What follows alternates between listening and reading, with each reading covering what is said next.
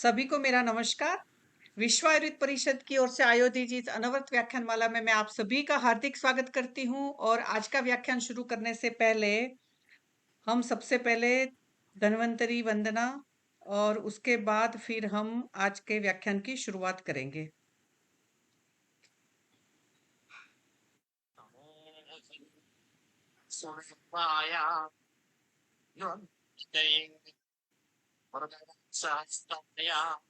सर्वामय विनाशनाय त्रैलोक्यनाथाय महाविष्णवे नमः। आज के व्याख्यान से पहले मैं आप सभी के सामने आज के स्पीकर का परिचय रखना चाहूंगी। और doctor Isha Rashtriya Ayurveda Sansthan deemed to be university Jaipur से ताल्लुक रखती है और हमारी स्टूडेंट भी रही, अभी बहुत अच्छी टीचर भी है। अभी वर्तमान समय में सीनियर असिस्टेंट प्रोफेसर पद पर आप कार्यरत है, डिपार्टमेंट ऑफ रचना शारीर, मैंने जो पहले कहा नेशनल इंस्टीट्यूट जयपुर में। और मैं उनका व्याख्यान देने के पूर्व उनके परिचय के साथ साथ उन सभी टीचर्स को भी बहुत बहुत धन्यवाद, डॉक्टर ईशा का भी बहुत बहुत धन्यवाद कहना चाहती हूँ कि आप सभी टीचर्स ने निशुल्क रूप से चलने वाली इस व्याख्यान की आत्मा को जिंदा रखा। उसके दीपक में पड़ने वाला जो घी तेल स्नेह द्रव्य है वो लगातार आपूरित किया। और मैं उस चीज को कभी नहीं भूल सकती क्योंकि आप सभी का सहयोग था। और डॉक्टर ईशा और ऐसे कुछ स्टूडेंट्स है, डॉक्टर धर्मेंद्र इसी डिपार्टमेंट में है ना, वो तो ऐसे थे इमरजेंसी स्पीकर कि कहीं भी कुछ इमरजेंसी हुई तो आप सभी का बहुत अच्छा साथ रहता था। और उन सभी इमरजेंसी स्पीकर को भी याद करते हुए डॉक्टर ईशा का आज अग्रिम स्पेशल धन्यवाद कि बहुत सारे इमरजेंसी लेक्चर देने के लिए भी धन्यवाद कि भाई मुझे कोई नहीं मिला, कई बार कहीं व्यस्तता रही, ऐसे सभी जगहों पर आपने बहुत अच्छा साथ निभाया। और अभी मैं सबसे पहले आपका परिचय सबके सामने रखूंगी और इसके बाद हम आज के लेक्चर की शुरुआत करेंगे।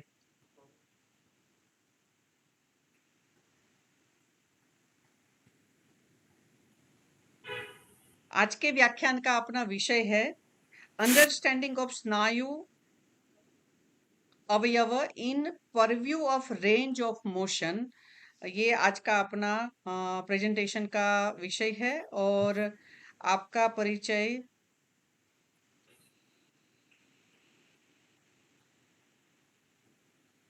अच्छा, इसमें तो बेटा सीवी नहीं है मेरे पास। चलो मैं ऐसे ही जो जानती हूँ वही बता देती हूँ। आपने राष्ट्रीय मैम आयुर्वेद संस्थान से ही यूजी किया, अंडर ग्रेजुएशन कोर्स किया, उसके बाद पोस्ट ग्रेजुएशन आपने शरीर रचना विभाग से किया और आपका अभी पीएचडी भी कंप्लीट हो गया है सेम रचनाशारी डिपार्टमेंट से। और हमेशा स्टूडेंट एज से ही आप हमेशा तेजस्वी स्टूडेंट रही। और वो कहते हैं ना पूत के लक्षण पालने में, तो ऐसा ही आप डॉक्टर दीक्षा खतुरिया डॉक्टर है ना, मीन्स वो सारे स्टूडेंट्स ऐसे हैं कि जहां हमें यूजी में पढ़ाते हुए भी एक नया उत्साह मिलता था और हमें आगे बढ़ने की, आगे ज्यादा पढ़ने की, एक्सप्लेनेशन देने की हमेशा मन करता था। जो हम जामनगर के हमारे टीचर्स हमेशा कहते हैं कि स्टूडेंट अच्छा वो होता है जो टीचर, टीचर मानिए एक कुआं है, उससे ज्ञान को ड्रेन कर ले, निकाल ले ज्ञान को, है ना। तो वैसे ही आपकी पर्सनालिटी रही। तो मैं ज्यादा समय न लेते हुए आज के व्याख्यान के लिए आपको आमंत्रित आमंत्रित करती हूँ। Doctor Isha Harshwani, over to you. धन्यवाद मैम। सबसे पहले तो आपको इस ज्ञान उपक्रम को आज तक कहाँ एक ऑफलाइन शुरू से आपने ये पूरा संस्कार शुरू किया था ज्ञान का वहन करने का, और आज हम 500 पार कर चुके हैं। तो सबसे पहले तो इस विश्व आयुर्वेद परिषद की इस ज्ञान श्रृंखला में आपका अनवरत जो परिश्रम अभी तक रहा है इसको सुचारू रूप से चलाने के लिए, ज्ञान यज्ञ को, उसके लिए बहुत बहुत बधाई।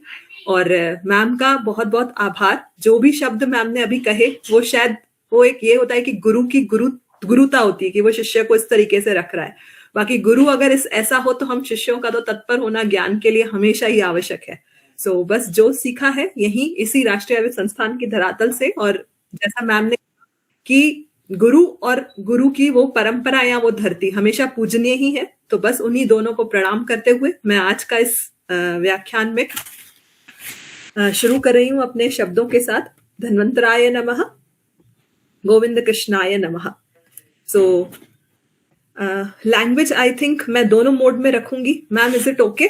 हमारे कोई हाँ फॉरेनर जी, हाँ जी, स्टूडेंट्स तो जी, जी, नहीं है जी, ना साथ जी, में? जी, दोनों में रखिए, बहुत बढ़िया है, अच्छा है। जी मैम, जी मैम, जी। So topic understanding of snayu. So यहाँ पर हमें इस पूरे अगर टॉपिक को देखें तो हमें दो वर्ड्स मिल रहे हैं इस पूरी पीपीटी को अगर हम एक गस गो थ्रू करेंगे।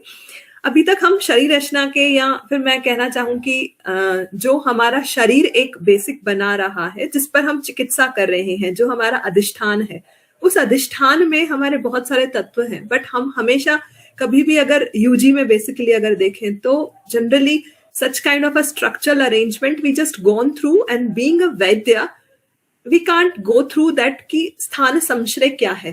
और जब हम सर्जिकली बात करते हैं तो such kind of a structure we give emphasis on that level, but beyond that is it important to know that कि what is a sthan and where is a samprapti is ongoing, or where the adhishthan is there.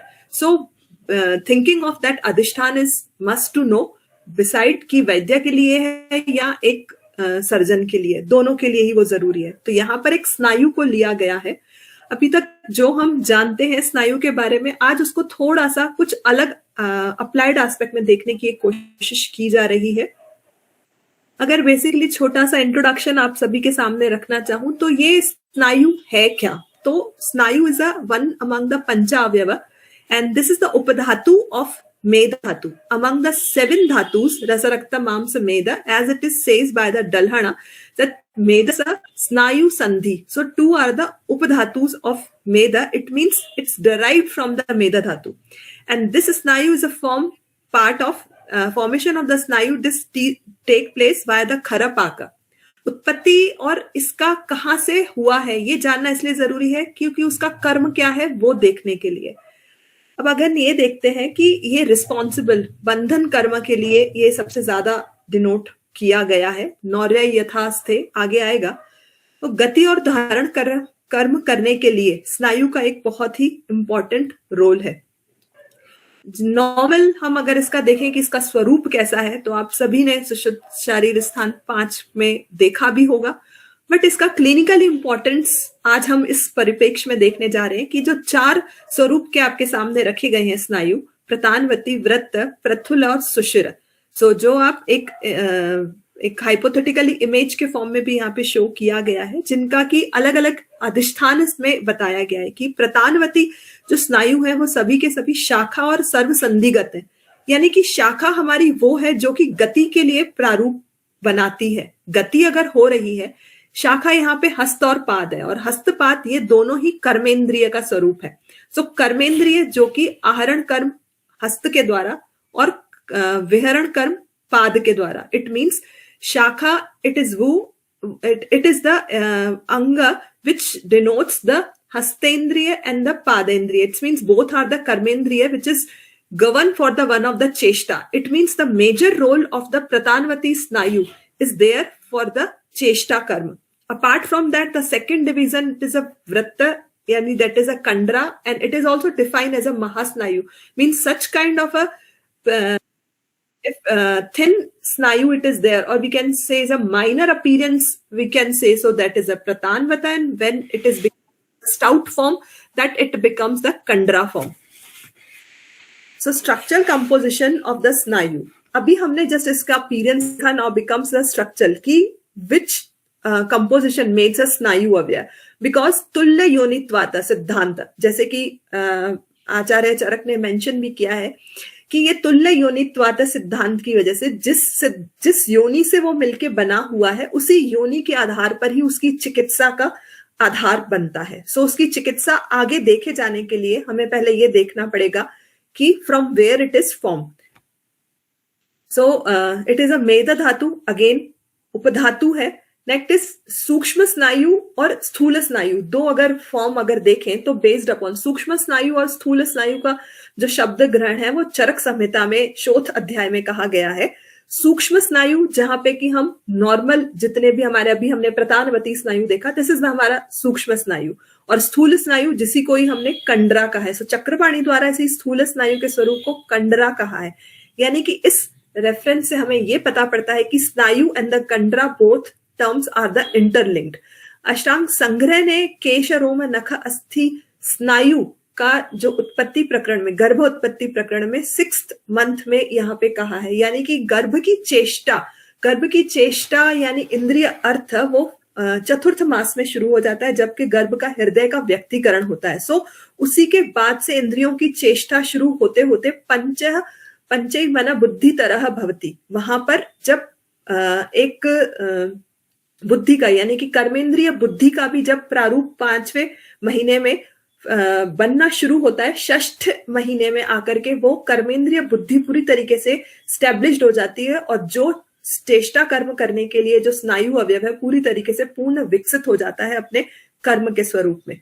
आगे देखते हैं कि इसका जो शारीर भाव है वो पितृज भाव से बना हुआ है. कोई भी अगर हम एलिमेंट अधिष्ठान उसके गर्भज भाव की उत्पत्ति से देखते हैं. Any of the element which we are seeing from this its origin element. So from where it is origin? So it is origin by the Pitraj Bhava. What does it mean, the Pitraj Bhava? It means it is provided the inside our body the Sthira Guna. Sthira Guna of what? Sthira Guna for the Bandhana Karma. Sthira Guna for providing the Gati.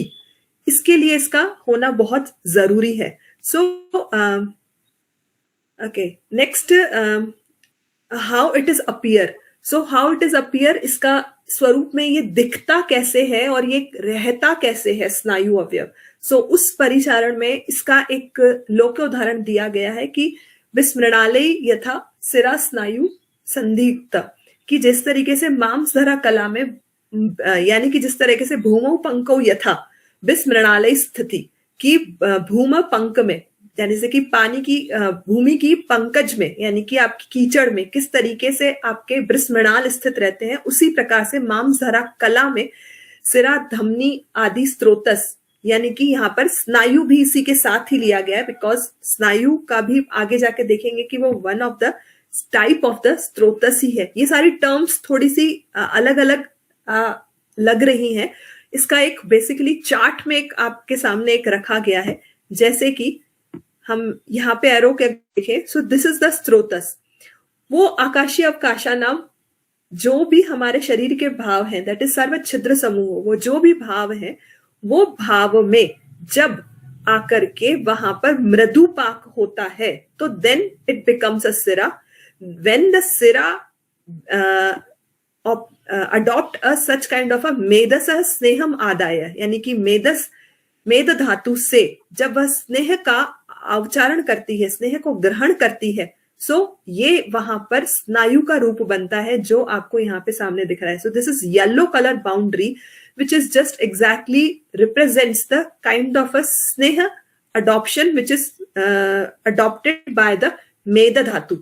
So in this form the snayu can be governed. और इसको इस भाव में स्थिर रखने के लिए, इस स्नेह भाव को यहाँ पर स्थिर रखने के लिए यहां से इस सिरा भाव से इसका स्नायित्व ग्रहण करना बहुत जरूरी होता है. और ये स्नायित्व ग्रहण ही यहाँ पर खरब पाक यानी कि अग्नि की एक प्रक्रिया है जिसके द्वारा यहाँ पे स्नेह का अवचारण यानी कि वह स्नेह भाव में स्थिर हो गया. जब सिरा के ऊपर स्नेह भाव का अवस्थित होता है तभी ये एक स्नायु का रूप ग्रहण करता है. और इसी स्नायु का जब वहां पर महास्नायु यानी कि अगर यही बहुत वृहत रूप में अभी प्रकट हो रहा है, सो उसी को यहाँ पर कंडरा कहा है. So when such kind of अ सिरा opt a kind of a sneha from the meda, so it becomes a snayu, and when such kind of a stout form of the snayu becomes now as a kandra. So in these three terms we can understand the sira and the snayu and the kandra. These three terms are both interlinked because inside the core element kandra, उसमें भी सिरा यानी कि रक्त यानी कि रक्त का वहां पर संबंध है। स्नायु में भी रक्त का संबंध इस सिरा के स्नायुत्व भाव को अडॉप्ट करने की वजह से देखा जा सकता है। यही इसका मूल स्वरूप चिकित्सा के सिद्धांत के लिए इसका आधार बनाता है। सो नाउ अब इसका स्नायु है क्या, जो कि एक बंधन कर्म को, अब अगर फिर भी हम नहीं समझ पाए कि स्नायु क्या है, so now what is a snayu? So snayu which remains as a rope which is analogy given in the Sushruta Samhita, नौर्य यथा फलकास्तीर्णे बंधने बहुभियता भार क्षमा भवेदप्सु निरयुक्ता सुसमायता। ये श्लोक आप सभी लिखा, बट यहाँ पर इसका ये एनालॉगी के सेंस में कि बंधने बहुभियता यानी कि शरीर में जितने भी बंधन यहाँ पर जरूरी हैं, वो जिस प्रकार की एक नौर्या को यानी कि नाव को, उसके फलक को एक संयोजित रूप में शरीर जल में भार को वहन करने के लिए उसको सक्षम बनाया जाता है, उसी प्रकार से सारे के सारे शरीर के अवयवों का बंधन और उस पूरे शरीर को एक संगठित रूप में बनाए रखने के लिए इस स्नायु का सबसे बड़ा रोल है। तभी वह भार सहा यानी कि भार को सहन करने के लिए, यानी कि ये पूरा जो हमारा शरीर का है भार, उसको सहन करने के लिए वो सक्षम बन सकता है। मॉडर्न साइंस में इसी बात को एक आर्टिकुलेटेड स्केलेटल के फॉर्म में रखा गया है कि आर्टिकुलेटेड स्केलेटल एक वो है जो कि पूरे शरीर को एक संगठित रूप में रखता है। इस संगठित रूप को सुश्रुत ने यहाँ पर स्नायु अवयव की परिधारणा के फॉर्म में रखा है। अब यहाँ पर अगर ये पूरे चार्ट को अगर हम देखें तो एक पंचावयव की जो संकल्पना है वो सुश्रुत ने कही है। जैसे कि अग्निकर्म सुश्रुत सूत्र चैप्टर नंबर 9 में वहां पर ही रखा है कि जिस प्रकार से अग्निकर्म यानी कि अग्नि का जो उच्चारण जब अग्निकर्म के अंतर्गत होता है तो वहां पर पंचावयव की संकल्पना रखी है सतह से लेके अंतः स्तर तक, जिसमें कि सबसे पहले त्वकः, देन मांस, सिरा, स्नायु और अस्थि, और त्वक और मांस के बीच की जो संधि होगी यानी कि जो पेशी संयोग होगा मांस के रूप में, उसी को संधि कहा है। संधि के लिए वहां पर एक टर्म आई है कि दैट इज अस्थन्यो अवचारण, अस्थन्य योग संधि। वो केवल एक रूप है, इसके अतिरिक्त भी जितनी भी, चाहे वो मांस के रूप में पेशी का संयोग आए, चाहे सिरा के रूप में सिरा अवयवों का आपस में सहज रूप से संयोग हो, या फिर स्नायु का आपस के रूप में संयोग हो, वो सब एक संधि के रूप में देखा जाता है। यहाँ पर त्वक जो है वो प्रत्यंग के रूप में लिखी गई है, जिसमें कि स्निग्ध, जिसका कि कर्म क्या है, ये पंचावयव को अगर दृष्टि से देखें तो उसका कर्म है स्निग्धता को बनाए रखना, छाया, प्रभा, वर्ण का अभिलक्षण करना। मांस जिसका कर्म जो एक धातु के रूप में भी है, जिसका कर्म लेपन है। सिरा अवयव जो है वो पोषण और वहन का जो एक उपधातु है, जिसे रक्त की उपधातु के रूप में रखा गया है। स्नायु, यहां पर अगर इसका अवस्थिति देखें तो सिरा के अंतः स्तर पे ही स्नायु की उपस्थिति है, और ये जो स्नायु इस बंधन कर्म को करने के लिए उपधातु, मेद की उपधातु के रूप में यहाँ पे रखा गया है। सो यहाँ पर ये अभिलक्षित होता है कि जितनी भी शरीर में संधियां कही गई हैं वो स्नायु और सिरा के बीच में हो, या फिर स्नायु और स्नायु के मध्य हो, या फिर स्नायु और मांस के मध्य हो, उन सभी में उस संधि भाव का होना यानी कि आपस में संयोग का होना भी बहुत जरूरी है। तभी ही वहां पर भार क्षमा स्थिति आ सकती है। तो संधि और स्नायु ये दोनों ऐसे हैं जैसे कि अभी उपधातु के रूप में भी एक साथ ही डल्हण आचार्य ने रखे हैं कि मेदस स्नायु संधि, दैट इज उपधातु, यानी इन दोनों की उपधातु का एक साथ बनाए रहना मेद धातु के स्नेह कर्म को अभिलक्षित कर रहा है। फंक्शनल एस्पेक्ट ऑफ द स्नायु, इस फंक्शनल एस्पेक्ट में हम अब देखते हैं, अभी तक हमने इसके प्रतान स्वरूप का, इसके स्निग्ध स्वरूप का, इसके उपधातु स्वरूप का, इसके बंधन स्वरूप का, ये सारे रूप देखे, बट इसका क्लिनिकली यहाँ पर ये किस तरीके से स्नायु जो है किस स्रोतस से समायुक्त हो रहा है। सो ये मूल स्थान ऑफ द मांसव स्रोतस, मांसव स्रोतस से इसका संयुक्त होना, इसके स्निग्ध भाव का अवचारण में किस तरीके से ये मिला हुआ है, वो एक बार छोटा सा एक रेफरेंस वहां पे आया है शुश्रूषारी 4th चैप्टर में, जहां पे शुद्ध मासस्य स्नेह वसा परिकीर्तिता, यानी कि सारा का सारा जो स्निग्ध है, वो जो स्नेह पाठ है वो शुद्ध मांस का ही स्नेह। तो यहाँ पर स्नेह जो अभी हमने देखा कि मेधसम स्नेहम आदाय सिरा स्नायुत्वम अपनुयात, कि सिरा जब उस मेध से स्नेह को ग्रहण करती है तो वो बेसिकली स्नेह जो है वो मांस व स्त्रोतस के द्वारा वहन करता हुआ मेद धातु के द्वारा, मांस व स्त्रोतस के द्वारा वहन होता हुआ मेद धातु के द्वारा उस सिरा तत्व को प्राप्त होता है, जिससे वह स्नायुत्व प्राप्त करती है। यानी कि यहाँ पर मांस व स्त्रोतस का सम्यक प्रवृत्ति, मेद धातु के स्नेह की सम्यक प्रवृत्ति उस स्नायु को बनाए रखने के लिए सबसे ज्यादा जरूरी है। दूसरा इसका रिलेशन विद द मर्म देखते हैं, यानी कि जब मर्म की संकल्पना की गई थी तो वहां पे भी तेषु स्वभाव एवं प्राणा तिष्ठन्ति, प्रत्यंग है एक मर्म जिसमें कि प्राण का स्पेशल अधिष्ठान बताते हुए पंचावयव की ही संकल्पना बताई गई है। उस पंचावयव में भी स्नायु मर्म एक रखे गए हैं, यानी कि स्नायु प्रधान कौन से मर्म है। सो वहां पर एक अभी जो इस पूरे पीपीटी में हम बात करेंगे वो अंश मर्म के बारे में कुछ अभिलक्षित किया जाएगा, क्योंकि हम शाखा की तरफ ही अभी जा रहे हैं, क्योंकि चेष्टा को बता रहे हैं। तो शाखा प्रधान और पृष्ठगत प्रधान जो हमारे जनरली शाखा और पृष्ठगत में ही हमारे स्नायु मर्म देखे गए हैं, सो उसमें एक स्नायु प्रधान पंचावयव के रूप में, यानी कि स्नायु की उपस्थिति एक मर्म के रूप में भी है और एक स्त्रोतस के साथ भी उसका संयोग है। एक व्रण वस्तु के रूप में भी स्नायु की संकल्पना रखी गई है और दहन कर्म करते, जैसे कि वहां पर लिखा गया है कि दहन कर्म अग्नि कर्म में दहन कर्म करते हुए सिरा, स्नायु, संधि और अस्थि, ये सबसे अंतः स्तर तक डीप में इसकी सिचुएशन होने की वजह से, अंतः स्थित होने की वजह से किया जाने वाला दहन कर्म भी बहुत अंतः स्तर तक पहुंचा हुआ होना चाहिए, ताकि उष्णता को उस गहराई तक पहुंचाया जा सके। तो इसीलिए वहां पर शौद्र गुण स्नेह का उच्चारण बताया है। तो ये एक और एग्जाम्पल है कि त्वक, मांस और उसके बाद हमारा यहाँ पर सिरा, स्नायु का एक अवस्थिति ये दिखा रहा है कि कितना ये डेप्थ में है। इसकी अवस्थिति इतनी ज्यादा इंपॉर्टेंट नहीं है, बट इसका किस गुण के रूप में हम इसे देखे जाना चाहिए या कितनी गहराई तक, यानी कि जो भी अगर लेपन में कभी अगर ड्रग्स यूज की जाए, है ना, वहां पर लेपन में कितनी पोटेंसी होनी चाहिए उस पर्टिकुलर औषधि की, ताकि उसका भेद अंतर स्तर तक किया जा सके। इसीलिए इसकी अवस्थिति यानी कि इसकी अंतर स्थिति जानना जरूरी है।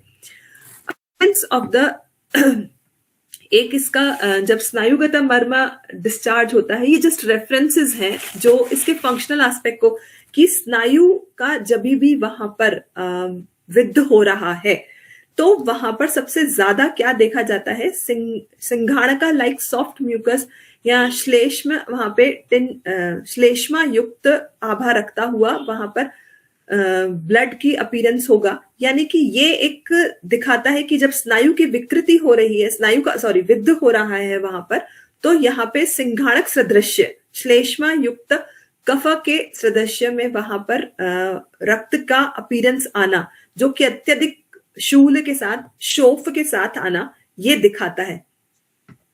सो शल्य स्नायु, यहाँ पर जब भी अगर कोई शल्य, बाहरी शल्य, अगर आगंतुक शल्य कभी स्नायु अवयव में अगर ऑब्स्ट्रक्ट हो रहा है, सो वहां पर सरंभ और उग्र रुक, यानी कि उग्र रुका होना, ये एक बहुत इंपॉर्टेंट फीचर है एक स्नायु अवयव के चिकित्सा या अप्लाइड एस्पेक्ट के परिप्रेक्ष्य के लिए। यहां तक जो हमने देखा वो एक अंडरस्टैंडिंग ऑफ स्नायु अकॉर्डिंग टू द बृहत्रयी जो हम देख रहे थे, जस्ट लाइक कि किस तरीके से उसका अपीयरेंस है, उसका स्थिति है, उसका स्वरूप कैसा कहा गया है और किन किन स्त्रोतस के साथ, किन मर्म स्थानों के साथ इसका संबंध है क्या। अब इन्हीं कुछ बातों को हम अप्लाइड एस्पेक्ट में देखें तो ये एक पार्ट ए था।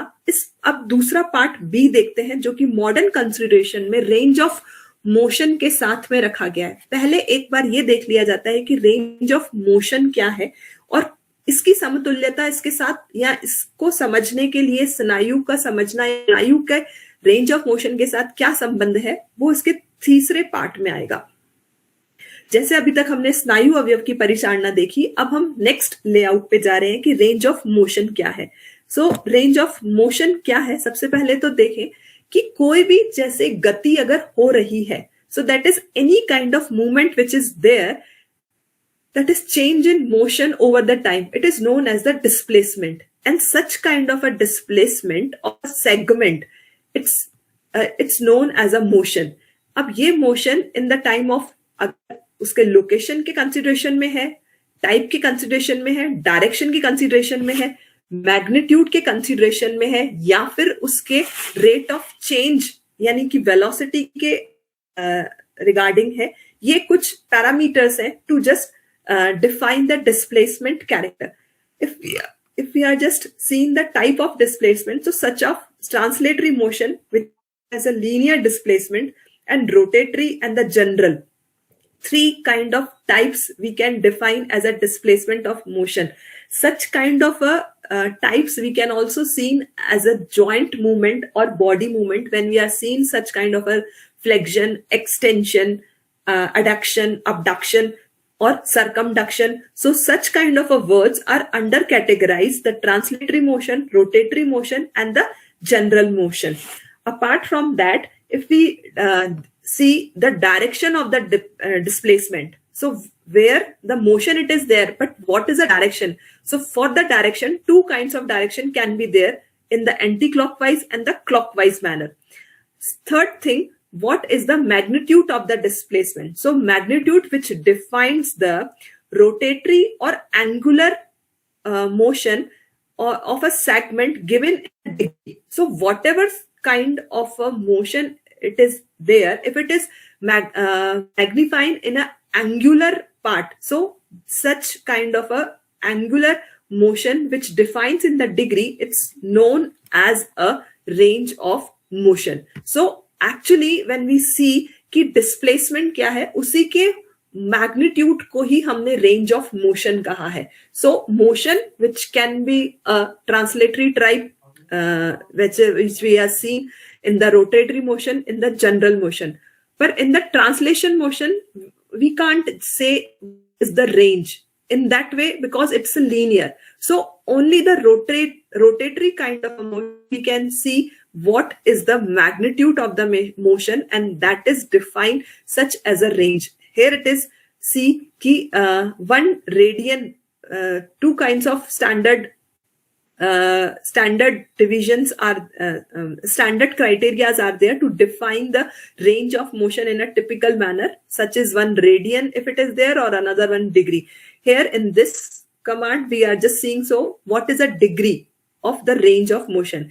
As it is seen, that is flexion. If we are just considered ki flexion movement of the elbow, so it defines the 180 degree kind of a range of motion. If we are just considered as a shoulder movement joint, so that is considered as a only, it just provides a 120 degree to range of a range of motion. So such kind of a range of motion is actually differs from motion from joint to joint. It is basically depends upon the structure of the joint also.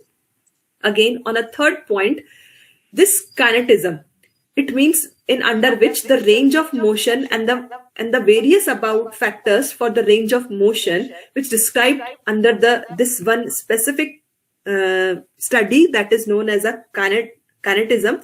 And this kinematics description of the human movements which permits to visualize the motion but do not give an understanding of why the motion is occurring. So it means ki this requires a study of force, means why this motion is happen because of the forces, and such kind of a forces is given by the externally or internally. So motion क्यों हो रहा है, that is important, and under the modern contemporary sciences it defines in the under the terms of forces, but such study of forces it's comes under the study of physics.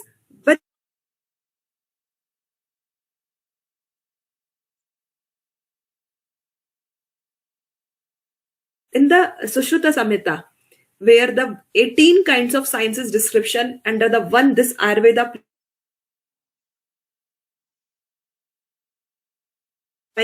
and this is the particular example where we can see कि biophysics is also there in the Sushruta Shariristhan, where the such kind of the force, the reason of the motion is also there in the terms of forces, and such forces are as named as a bandhana karma, and through which is responsible for the snayu avyava. Means in Ayurveda science it is described the structure which allows or permit this force, through which force can be generated, defined as a bandhana karma and responsible for this snayu avyava. So basically, what is a force? So this is the whether a body or body segment, when it is in a motion or at rest, it depends upon the forces exerted on the body. Force, it is a push or pull that is exerted by the one object or substance on another. So such kind of external forces, which can be as a gravity, and internal forces that which are act on the structure, arises by the muscle, ligaments and the tendon. So it means कि नौर्य यस्था फलकास्तीर्ण, जब हमने इस analogy को देखा, when we see such kind of an analogy which we are earlier discussed in the previous slides, so at that moment Naurya yatha, when we are say that such kind of a bandhana karma is need to be done by this snayu avyava, so it means the object, some kind of forces are externally we are applying, so that the फलक जो हमारे वहां पर फलक है, फलकस्तीर्ण है, वो आपस में एक दूसरे के साथ मिंगल्ड रहे. So approximation of such kind of a फलकास्तीर्ण is externally forced by this ligating element which is known as the snayu, which creates a force to that its conjugate movement or together movement of the whole falaka, so that the bhar shama can be bhar shama karma can be obtained. So such kind of a forces is explained under the term of snayu and via its bandhana karma. So that's why this kind of a hypothesis is initially generated, that snayu avyava, how it does relates from the range of motion, because range of motion needs a force, and force in the terms of bandhana karma, it exerted by the snayu avyava. So apart from that, if we are seeing just what is the factors which affect the range of motion, so among those, age, gender, joint, muscle strength, ligaments, various of factors are there. If we just conclude such kind of a factors under the three terms, so that is poshana or ahara or snigdha is necessary, or apart from that, physically activity means age is also necessary, so providing such kind of a range of motion, or gati in a sucharu roop, or we can say so कि neurological factors is also there, psychological factors are also there, so that the range of motion or such kind of a gati we can make it so facilitated form. So at the end of that session, we can say so that cheshta or gati, whatever it is provided in our body by the karmendriya, which define as a range of motion, and for that these essential factors which we are earlier seen in the previous slide, that are concluded under the four terms, like this. First is snigdhata. So it means wherever the snigdhata it is there, it is essential for making a facilitate the movement in terms of its cheshta. And from where it is snigdhata it is come, it is a medas dhatu, because medas dhatu is the in the dhatu parampara, in the dhatu sneha parampara, it is the last one dhatu through which is the peak one source of the snigdha dhatu, snigdhata, because beyond that the kharatva dhatu is there, medasah asthi. So asthi एक वह है जहां पर कि आकर के खरता प्राप्त हो जाती है. अब वहां पे पूरा का पूरा स्नेह जो था वो मेद के रूप में वहां पर संग्रहित हो जाता है, और मेद से वो फिर जो स्नेह था वो जाकर के मज्जा और शुक्र के रूप में जाके रहता है। तो मतलब पीक लेवल ऑफ सस्टेन स्निग्ध गुण, दैट इज जो कि आहार से ग्रहण किया जा रहा है, वो केवल मेद धातु के रूप में ही संग्रहित रहता है।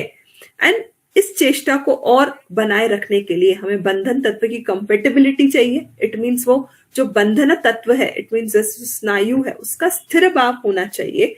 And due to the presence of this optimum स्निग्ध भावा, अगर उसमें स्निग्ध भाव ऑप्टिमम रहेगा तभी उसमें वहां पर जो है वहां पे मृदुत्व भाव आ सकता है। और इसी सोर्स ऑफ स्निग्ध का, जो स्निग्धता का सोर्स है, वो आती है हमारी मेदोधरा कला।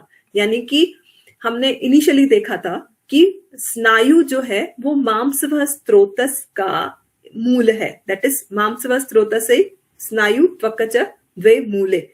अब वहां पे जो वो मूल है उसमें मांस के द्वारा आया हुआ स्नेह मेदोधरा कला के द्वारा परिवर्तित होता हुआ, यानी मेदोधरा कला वो एक जंक्शन है जो कि मांस व स्रोत से स्नेह को कैरी करके मेद धातु तक वहां पर अधिष्ठित करवा रही है। और वहीं उसी मेदोधरा कला से वो स्निग्ध भाव जो है मेद के उपधातु में यानी कि स्नायु में संग्रहित हो रहा है।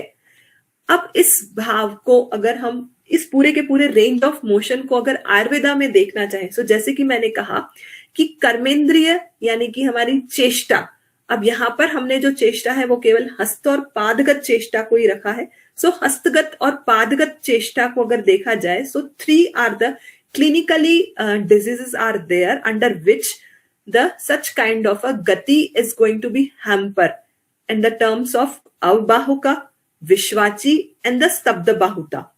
In the avbahuka, that is bahu pratispanditatarah nishcheshtah. So this is the feature defined by the Sushruta for the avbahuka, under which sira is the adhisthana. Next, विश्वाची, विश्वाची का एक पेकुलर फीचर जो आया है, दैट इज द बाहु कर्म क्षयकारी। So that is बाहु का जो कर्म था, दैट इज आदान कर्म, जब ये यहाँ पर क्षय हो रहा है, so it is under that reference it is defined, it is a vishwachi and adhishthan for the vishwachi it is what, kandara. When hastagat kandara is going to be vitiated via the vata, such kind of a vishwachi is there. Next, under the third term, स्तब्ध बाहुता, यानी कि बाहु में स्तब्धता आ रही है, और ये स्तब्धता यानी कि निश्चेष्टता यहाँ पर पूर्ण बाहुगत है और जिसमें कि स्नायु मर्म की एक इन्वॉल्वमेंट है। So various kind of diseases which we can see under the हस्तगत रीजन, जब हम शोल्डर रीजन को ही देखते हैं वहां पर, तो in the terms of measure of clinical variation, it is started from the pain, such kind of a tremors in the local area. Next to that, the range of motion is going to be hampered, and after that, the complete adhesion of that structures are there. So these avbahuka, vishwachi and stabda bahuta, at the end, such kind of a symptoms it is there. And we can say, we can see that such kind of a adhisthana, sira, kandra and the snayu. So 3 kinds of interlinked structures are there, which also correlates in between to that. Snayu kandra से related है, kandra again snayu से related है, snayu सिरा से related है। सो ये 3 प्रकार की जो हमारी रेंज ऑफ मोशन को डिफाइन करने वाली क्लिनिकल कंडीशन आयुर्वेदा में डिफाइन की गई है, उन सब का आपस में इंटर कोरिलेशन कहीं ना कहीं स्नायु अवयव की तरफ ही जाके लक्षित हो रहा है। और भी कुछ इस तरीके से यहाँ पर स्नायु का अगर गति या चेष्टा के रूप में अगर हमने सामने, या रेंज ऑफ मोशन के रूप में अगर दिखाया जा रहा है, तो उसका clinical justification in the various of references we can see as it is shown in the Sushruta निदान स्थान, स्नायु प्राप्त वात व्याधि अध्याय, स्नायु प्राप्त स्तंभ कंपौ। सो यहाँ पे स्तंभ यानी कि गति संग हो गया है वहां पर। अस्वेद हर्षौ मंदो अग्नि शीत स्तंभौ कफाव्रतै, और इस स्तंभ को करने के लिए जो रिस्पॉन्सिबल दोष हैं, यानी कि वहां पर कफ आवृतै, यानी कि वहां पर कफ का आवरण बहुत जरूरी है। ये कफ का आवृत मन्या स्तंभ के लिए भी एक रेफरेंस में देखने को मिलता है, यानी कि कफ का आवरण एक one of the important feature which accompanies the स्तंभ। नेक्स्ट कुछ इसी तरीके से इसमें असकृत अनिल यानी कि रक्तगत अनिल में भी यहाँ पर स्तंभ का यहाँ पर एक अवचारण मिल रहा है, यानी कि रक्तगत वात भी एक इस तरीके से यहाँ पर स्तंभ को ऑर्गेनाइज दे रही है, यानी कि कफ आवृत वात और दूसरा रक्तगत वात, रक्त आवृत वात, ये जो है इस स्तंभ को मैनिफेस्ट कर रही है। दूसरा जो एक रेफरेंस मिलता है दैट इज व्यान कफ आवृति, यानी कि कफ आवृत व्यान जो कि गति संग करवा रही है। तो इस पूरे रेफरेंसेस को अगर देखा जाए तो ये गति संग होना या स्तंभ होना, इस तीनों फैक्टर्स में हमारा कहीं ना कहीं वात दोष, व्यान वायु और कफ आवरण तीनों के तीनों बहुत इंपॉर्टेंट है। और ये कुछ इसमें रेफरेंसेस हैं जो कि रखे गए थे अववाहुक का। नेक्स्ट अब देखते हैं कि अंडरस्टैंडिंग ऑफ द स्नायु इन कंटेम्प्रेरी साइंसेस में किस तरीके से देखा जा सकता है। अगर यहाँ पर हम ये एक पूरा एनालॉगी के रूप में एक फीचर्स सामने रखा गया है, जिस प्रकार से बंधन कर्म के लिए नौर्यस्था फलकास्तीर्णा, वहां पर एक भार क्षमा उसको बनाने के लिए एक रस्सी के समतुल्यता उसको स्नायु अवयव को दी गई है। मॉडर्न साइंसेस के कुछ फैक्ट्स में भी इसी प्रकार की जो संरचना है वो यहाँ पर हम देख सकते हैं कि एक टेंडन का अगर एक माइक्रोफिलामेंट वहां पर हमने देखा तो such kind of a structures it is just similarly at is this. Next microtubule, अभी तक हम टेंडन को बहुत इजीली हम ये मान सकते थे कि सच kind of a joint stability and joint movement can be exerted via this tendon ligament, that is ये अभी तक सब जगह इसकी स्नायु से इसकी संकल्पना रखी गई है। बट क्या इतनी ही दृष्टि से स्नायु की संकल्पना टेंडन और लिगामेंट तक ही सीमित है? Answer is no. इसका और भी अवचरण, जैसे कि हमने इसकी उत्पत्ति से देखा, तो कुछ और भी है जो स्नायु अवयव की कंसिडरेशन में माना जा सकता है। Next thing that is microtubule. So on the gross level when the such kind of a microtubule appearance we can see this is also resembling this kind of a स्नायु अवयव और जो कि बंधन कर्म करने के लिए उपयुक्त है। दूसरा माइलिनेटेड एक्सॉन, वो भी कुछ इसी प्रकार से जो इसका ट्यूबुलर अरेंजमेंट यहाँ पर दिया गया है माइक्रोट्यूब्यूल्स का, in such kind of a that these structures is also under cooperate under the term of स्नायु। Apart from that, various of a dense connective tissue are can be seen। ये एक कुछ संकल्पना रखी गई है कि जैसे एन्युलस है, मेनिस्काई है, कैप्सूल्स है, टेंडन्स है, लिगामेंट है, सच काइंड ऑफ ऑल कैप्सूल और cartilage, these all kinds of avyavas which provides the bandhana karma to the joint। Apart from that, nerve element and the micro level, the connective tissue is responsible for the understanding of the स्नायु अवयव। On the Ayurveda basis, if we just on the conclusive way, if we see what is a snayu and which factors which makes the complete composition of the snayu, so that are स्नायु के बनने के लिए यहाँ पर सौम्य धातु चाहिए। सौम्य धातु मेदस धातु से आएगी।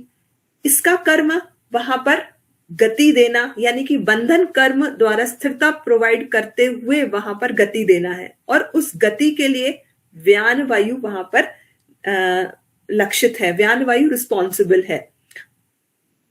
गति जितना होगी कितना होगी, it is proportionate to the स्निग्ध गुण, यानी कि स्निग्ध गुण जितना होगा गति उतनी ही प्रोवाइडेड होगी।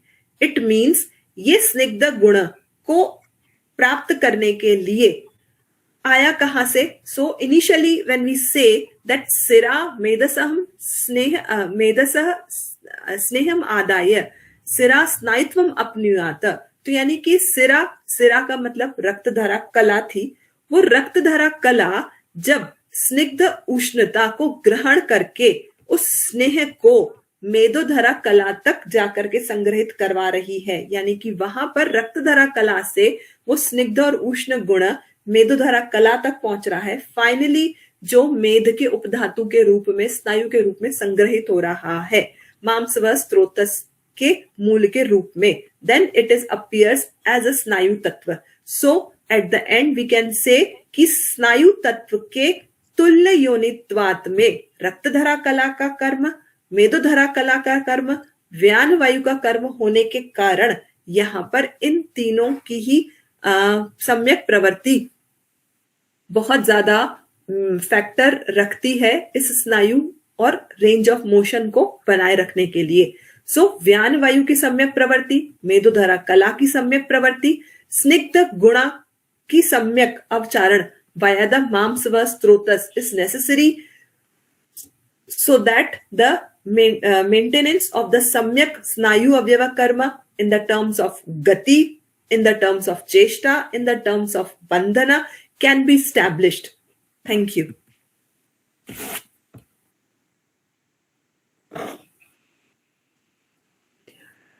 Ma'am, over to you. हाँ जी, बस 1 मिनट।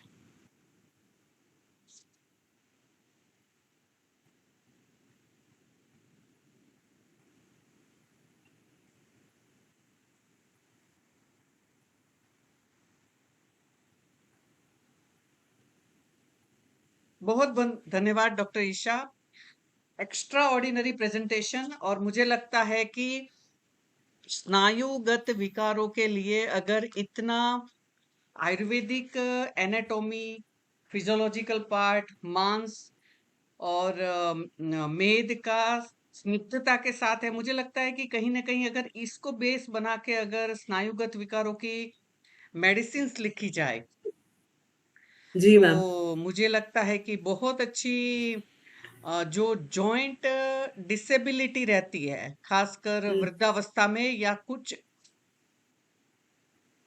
कुछ अन्य विकारों में ऐसे, तो मुझे जी लगता है मैम। कि बहुत अच्छी तरीके से हम आधुनिक समय में बहुत सारे रोगियों को रोग मुक्त या उनकी वेदना कम कर सकते हैं या फिर उनका एनाल्जेसिक्स का डोज कम कर सकते हैं, मुझे ऐसे लग बिल्कुल रहा है। मैम, बिल्कुल मैम। तो ये रेंज ऑफ मोशन का अगर हम क्लिनिक में भी अभी देखते ही हैं, most of the cases in which the diabetes mellitus it is there. अगर मैं मॉडर्न कंसिडरेशन में से बात करना चाहूं कि patient is come to us with the diabetes mellitus and such kind of a means metabolic disorder is undergoing, and in such scenario the range of the some joints are going to be hamper. So अभी तक वहां पर हम MRI, CT scan, x ray, हमें कुछ भी वहां पे विजुअलाइज नहीं होता। सो बेसिकली विजुअलाइज हो क्या रहा है, कनेक्टिव टिश्यू में कोई ना कोई डिफॉर्मिटी आ रही है in the formation of tendon, in the formation of ligament, in the supplement of capsule fascia. So ये यहाँ पर अगर कनेक्टिव टिश्यू डिसऑर्डर्स की तरफ हम थोड़ा सा लाइन अप करेंगे तभी हम इस स्नायु अवयव की चिकित्सा और स्नायु अवयव की फैलिसिटेशन को देख पाएंगे वहां पर। बिल्कुल सही बात है। और मुझे लगता है कि जिन मदर फादर में ऐसा हुआ है और जब जी। फिर वो बेबी प्लान करने जाते हैं, है ना, तो भी मुझे लगता है कि उन माता और पिता के आहार विहार में हम इन गुणों को नहीं बढ़ाकर, है ना, दुर्गुणों को नहीं बढ़ाकर गुणतः बीज शुद्धि करके भी मुझे लगता है कि एक बहुत अच्छा काम हो सकता है। जी मैम, बिल्कुल बिल्कुल, क्योंकि ये कहा ही गया है ना कि ये जो मेदस का जो स्नेह है वो ही धातु परंपरा में शुक्रगत जा रहा है और शुक्र से ही वो बीज रूप में, आर्तव के रूप में या फिर शुक्र एज अ रेतस के फॉर्म में वो ही जाएगा आगे। तो अगर मेदस के ही उसी स्नेह को अगर हमने सम्यक रूप में शुक्र के बीज रूप में या फिर शुक्र एज अ आर्तव के बीज के रूप में संवहन दिया तो वो ही वहां पर जो है पितृज भाव के रूप में स्नायु को भी जाके नर्चर करेगा ही करेगा और रक्तधरा कला का सम्यक वहां पर स्निग्ध अवचारण होगा। ये सबसे ज्यादा जरूरी है। बिल्कुल सही कहा। तो मुझे लगता है कि आयुर्वेदिक एनाटॉमी, है ना? क्योंकि मुझे तपन वैद्य सर भी याद आ रहे थे कि उन्होंने भी कैंसर के उपचार के लिए बहुत सारी ऐसे एनाटॉमिकल पार्ट जो आयुर्वेद का है, उसका चिकित्सा में मैम बहुत अच्छा आवाज नहीं उपयोग आ रही किया। आपकी। अच्छा अच्छा, सॉरी सॉरी, वो ऑन करना रह गया। कई बार क्या रिकॉर्डिंग में थोड़ी डिस्टरबेंस आती है ना, तो मैं हर बार बोल के बंद कर देती हूँ। ओके, तो मुझे लगता है कि एनाटॉमिकल इसी पार्ट को एक बार तपन वैद्य डॉक्टर साहब जब एनआईए आए थे, तब उन्होंने कैंसर की ट्रीटमेंट में भी इसी तरीके से आयुर्वेदिक एनाटॉमी का उपयोग करके, कि जी मैम। एनाटॉमिकल जो बात लिखी है उसको हम चिकित्सा में उपयोग करें। हम्म। और अपने सक्सेसफुल केसेस को उन्होंने सुनाया था, बताया था। और मैं सभी पार्टिसिपेंट से भी कहना चाहूंगी कि एनआईए की यूट्यूब वेबसाइट पर वो सारे लेक्चर अपलोडेड है ना? हम्म। तो एनआईए की यूट्यूब, जैसे मैं अपने स्टूडेंट्स को तो सारों को कहती हूँ कि स्टूडेंट के द्वारा तो सब्सक्राइब होना ही चाहिए एनआईए का यूट्यूब चैनल, है ना? और बिल्कुल। सच में वहाँ बहुत अच्छे अच्छे लेक्चर्स होते हैं और उनकी रिकॉर्डिंग्स भी अपलोड होती है, तो आपको सुनना चाहिए। तो इन्हीं सारे एनाटॉमिकल डिस्क्रिप्शन आपको बोझ नहीं लगेगा हम्म। जब पहले ही साल में वो पढ़ेंगे ना, तो इस विषय को ध्यान में रख के पढ़े कि नहीं नहीं, ये तो चिकित्सा में काम आएगा। तो हम्म। हम उसका होता है ना कि भाई ये तो प्रीसियस हीरा है, प्लेटिनम है ना, डायमंड है, तो कहीं ना कहीं उसको बहुत संभालते हैं फिर, कि भाई सिल्वर और गोल्ड ही नहीं है, ये तो उससे भी ऊपर वाली चीज है। तो इसलिए मुझे लगता है कि इस विषय को हम बहुत अच्छी तरीके से क्लिनिकल साइड में ला सकते हैं। मैं मंच को अभी क्वेश्चन आंसर के लिए ओपन करती हूँ। अगर किसी को भी प्रश्न है तो मैंने माइक्रोफोन ऑन किया है, आप अनम्यूट करके हैंड रेस करके भी, जैसे भी हम प्रत्येक व्याख्यान में लेते हैं क्वेश्चन आंसर सेशन, उसको हम अ, अभी लेंगे। और डॉक्टर अनुपमा जी बहुत बहुत धन्यवाद, डॉक्टर लक्ष्मी नारायण जी, डॉक्टर गीता जी, बहुत बहुत धन्यवाद। डॉक्टर गीता मैडम हमारी विश्वायुर्वेद परिषद की,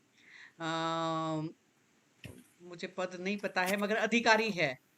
और हरियाणा में वो अपना बहुत अच्छा काम भी कर रहे हैं और अभी प्रिंसिपल भी है।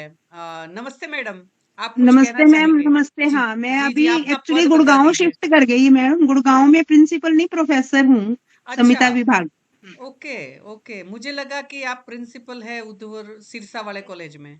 हाँ, सिरसा से लास्ट ईयर हम लोग आ गए थे गुड़गांव में। ओके ओके जी, चलो जी, हाँ जी। नमस्ते गीता मैम, अभी अभी गीता मैम से मिलना ही हुआ था जब मैम एनआईए विजिट किए थे। Yes yes. मुझे तो सुन के इतना मजा आ रहा था आज लेक्चर में। मैं अपने एक दो बातें कहना चाहती हूँ, इसी से संबंधित है। जो जी आप मैम। सिखा रही थी, बहुत ही अच्छा सिखा रही थी, पहली बात तो। दूसरी बात, मैं उसको अपने, हम लोगों की एज ज्यादा है, आप सीनियर सिटीजन है, तो जी उसमें मैं मैम। एक दो बातें आज सच में शाम को जब मैं सीढ़ियां चढ़ रही थी तो मैं सोच रही थी, पहले मैं दो दो तीन तीन सीढ़ियां जंप मार लेती थी, अब एक सीढ़ी चढ़ सकती हूँ एट ए टाइम। तो वो मोशन की लिमिट वाली बात मैं सोच रही थी आज शाम को ही, कि अगर मैं एक स्टेप को उठा के दो सीढ़ियां एट ए टाइम चढ़ना चाहूँ तो नहीं चढ़ सकती। तो एज फैक्टर भी मैटर करता है। और दूसरा, कुछ दिन से हम लोग बीच में योगा छोड़ देते थे, जब योगा करने लगते हैं तो वो फिर से ये जो स्नायु या लिमिटेशन ऑफ गति है ना आर्म्स की, लिम्स की, वो फिर से मेंटेन होती है। मैं मतलब दो अपने एक्सपीरियंस शेयर कर रही हूँ आपके टॉपिक से संबंधित, कि अगर हम बाजू आगे पीछे ऊपर नीचे टांगे राउंड हिलाते रहते हैं ना, तो उनकी जो मूवमेंट्स हम लोग कम करते हैं, उस वजह से वो फंक्शनल नहीं रहती, परंतु फिर वो स्नायु अच्छे से काम करने लगते हैं, यदि हम उनको यूज ही नहीं करते अच्छे से, इसलिए मैम भी वो डीएक्टिवेट होते हैं। तो एज वाइज वो सीडी वाला एग्जांपल मुझे मैम बिल्कुल कहा भी गया है, आज जो आपने ये लाइन कहा वो अष्टांग हृदय में कहा ही गया है कि नित्यम व्यायाम आचरेत। और जैसा कि हेतल मैम हमेशा ही समझाते थे कि एक स्त्री शरीर के लिए एक आग्नेय को स्निग्ध अवचरण देना और दूसरा उसको व्यायाम के रूप में हमेशा मैनेज करके रखना, ये एक स्त्री शरीर के लिए बहुत जरूरी भी है। और अष्टांग हृदय में तो नित्यम व्यायाम आचरेत कहा ही गया है वहां पर, कि वो भी एक चेष्टा ही है। और वो एक चेष्टा जो है ऋतु अनुकूल और आहार अनुकूल, विहार अनुकूल देखते हुए जो नित्य रूप से की जानी चाहिए, ताकि इसी स्नायु अवयव की हम सुचारू सम्यक गति को बनाए रख सके। जी, सच बिल्कुल में सही मतलब बात। बहुत क्लिनिकली मैडम बहुत यूजफुल, डेली लाइफ में बहुत यूजफुल। हम लोगों को भी इस चीजों को बीच बीच में हम जैसे कहते हैं ना पाठ पढ़ाते हैं, खुद भी फॉलो नहीं करते कई बार, तो हमें करना ही चाहिए और बार बार इन चीजों को हम रिपीट करेंगे ताकि सोसाइटी का भला हो। Thank you so much. बिल्कुल, थैंक यू मैम। और मुझे ये भी लगता है कि एक है ना डॉक्टर ईशा, समय की डिमांड ये भी है कि बालिकाओं की मैरिज की उम्र डिले हो रही है। वो पढ़ने में, इंडिपेंडेंट होने में, इकोनॉमिकली इंडिपेंडेंट होने में, ज्यादा वर्षों तक पढ़ाई करने में अगर एतबार रखती है या विश्वास रखती है या करना चाहती है, तो यही शरीर की मोबिलिटी, स्निग्धता, सुचारूपन भी मेंटेन करना एक टॉपिक होना चाहिए, है ना? बिल्कुल, क्योंकि बिल्कुल। एल्डरली, ग्रेविडा हम्म। और आफ्टर 30 जो भी प्रेगनेंसी है, फिर क्योंकि मैं ऑब्स्टेट्रिशियन हूं ना, तो ऐसे अरे भाई सीजरियन कर दिया, ऐसा ओपीडी में जब ऐसा सुनते हैं ना पेशेंट के मुंह से, तो हम्म। बहुत बुरा लगता है हम्म। कि हम्म। 21-22 साल शादी की उम्र से तुम 34 में शादी कर रही हो, 36 में बच्चा कर रही हो, 35 में कर रही हो, या आफ्टर 30 कर रही हो, और तुम फ्लेक्सिबिलिटी कौन सी चाहती हो? 21-22-23 वाली, है ना? रह सकती है, मगर ये सारे वात पित्त कफ का बैलेंस तो रखो, यानी शरीर हम्म। तो अच्छा रखो, फर्टिलिटी अच्छी रखो, फिकंडिटी बढ़िया हो, है ना? तो हम्म। मुझे लगता है अगली पीढ़ी भी स्वस्थ निर्माण हो, क्योंकि आज चाइना देश जो गुजर रहा है जिन परिस्थितियों से, है ना, हम्म। कि वहाँ यंग एज नहीं है, यंग एज के पर्सन्स अवेलेबल नहीं है। हमारे पास बहुतायत युवा देश है, तो आगे भी युवा, एंथुजियास्टिक, एनर्जेटिक, इंटेलिजेंट, क्रिएटिव, ये प्रजा तो चाहिएगी ना, ऐसी संतान तो चाहिएगी। तो मैं महिलाओं से आह्वान करूंगी, और इसमें जितने भी मेल फीमेल चिकित्सक है उनसे आह्वान करूंगी कि समाज को इस बारे में बताना हमारा काम है कि पढ़ रहे हो, बहुत बढ़िया, मगर इस विषय का भी साथ में ध्यान रखे, क्योंकि कहीं ना कहीं शरीर में मृदुता बनी रहती है ना? तभी आप देखिए वो स्निग्धता वाला पॉइंट जब आप बता रहे थे ना, तो मुझे हम्म। इतना ऐसे अपील कर रहा था ना कि स्निग्धता कितनी जरूरी है, तभी व्यान वायु ठीक से काम करेगा, और कहीं ना कहीं हम अपने पेशेंट्स को, है ना, बहुत अच्छी तरीके से लाभान्वित कर पाएंगे। और खासकर जैसे अभ्यंग नित्यम आचरेत, मगर उसमें भी सिर का पादाभ्यंग, हम्म। और तीसरा कौन सा, 3 पे तो जरूर करे, कर्ण, शिर है ना? श्रवण पादेषु। हाँ, शिरा श्रवण पादेशु, कर्ण का, है ना? हम्म। तो वो आप वाला पहला वाला प्रेजेंटेशन भी मुझे याद आ गया। तो वो हमारा बाकी है। मैं सभी लोगों की ओर से निवेदन कर रही हूँ कि डॉक्टर ईशा का पीएचडी का जो काम है उसमें बाह्य कर्ण अभ्यंग के ऊपर पॉइंट सहित, और मुझे लगता है लगभग 2 क्लिनिकल केस सहित आपने बहुत अच्छा बताया था। जी, जी मैम। मैं तब उस लेक्चर का रिकॉर्डिंग नहीं कर पाई हूँ, तो हम एक बार फिर से सुनेंगे और इस बार रिकॉर्ड कर लेंगे। तो बहुत सारे लोगों को वो लाभान्वित रहेगा, क्योंकि आपने जो भी उस लेक्चर में कहा था ना, उसके बाद मैंने अपनी ओपीडी में रजो निवृत्ति वाले तो सारे पेशेंट्स को कर्ण अभ्यंग बताती ही हूँ कि बालों में तो तेल डालते ही हैं, थोड़ा इधर भी घुमा दो, कितनी देर लगती है ना? तो हम्म। ये सच में बहुत अच्छा उपक्रम है, और मुझे लगता है कि अगर हम आयुर्वेदिक एनाटॉमी को इतना अच्छी तरह से के क्लिनिकल एस्पेक्ट से पढ़े। अच्छा, कुछ ट्रीटमेंट एस्पेक्ट भी बताना चाहोगे बेटा? जब इतना सारा तुमने किया बिल्कुल है, मैम। तो कुछ वो बिल्कुल भी मैम। शेयर कर दो, है ना? अ, डॉक्टर गीता ने भी बहुत सराहना की है, और डॉक्टर अनुपमा ने जी ने की है, डॉक्टर उषा जी कह रही है very good presentation. What treatment should be adopted in the knee joint weakness due to स्नायु? क्या बात है, देखो पूछ ही लिया है ना? तो हम वो जी, सुनेंगे थोड़ा सा। ओके जी। जी मैम, जी। जी।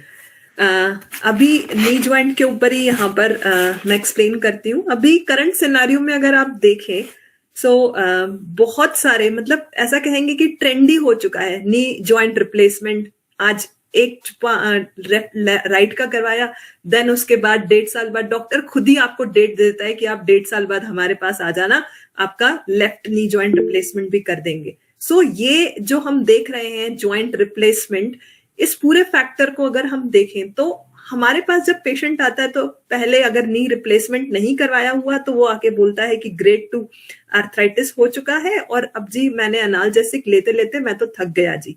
सो एनाल्जेसिक का फंक्शन, अगर मोड ऑफ एक्शन देखा जाए तो बेसिकली वहां पर वो कर क्या रहा है, वो पेन रिसेप्टर को जस्ट वहां पे एक एनाल्जेसिक या एंटी इंफ्लामेटरी उस साइनोवियल कैविटी को आकर के, बस वहीं पे ही इसके दोनों एक्शन है।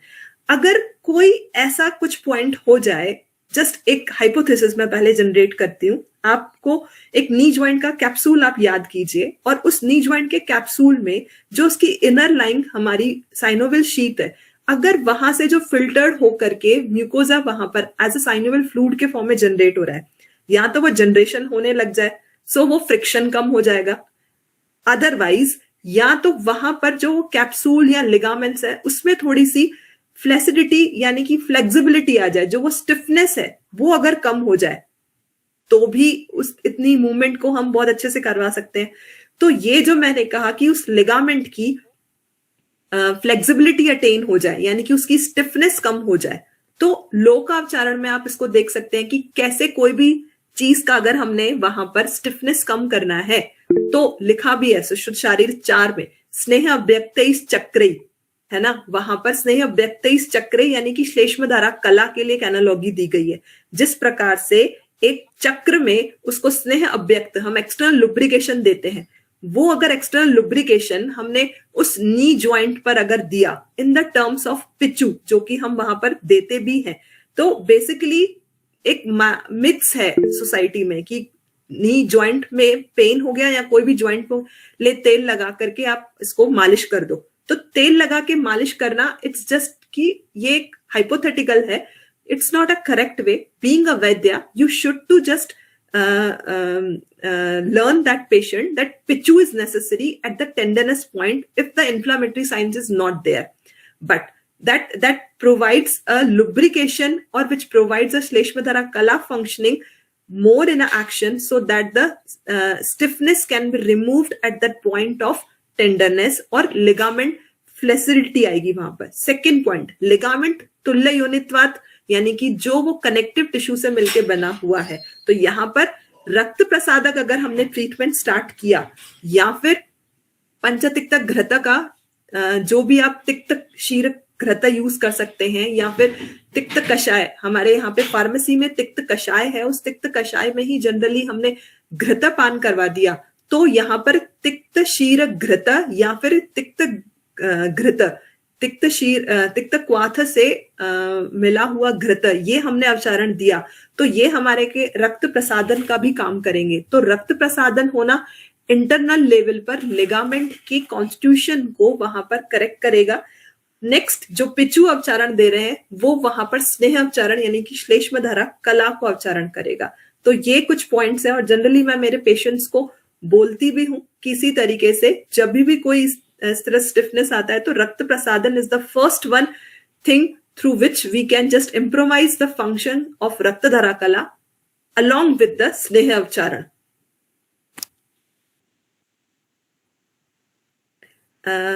Is that clear to that?